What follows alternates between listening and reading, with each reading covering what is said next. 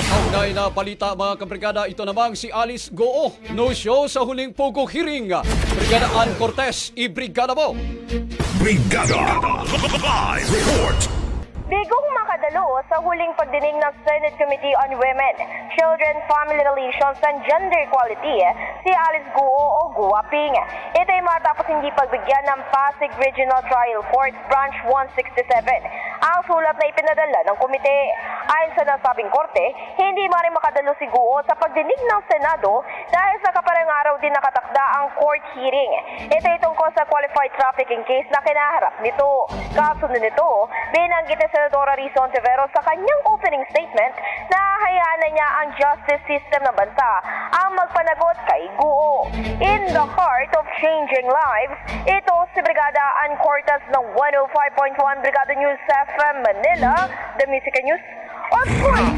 Brigada Balita Nationwide.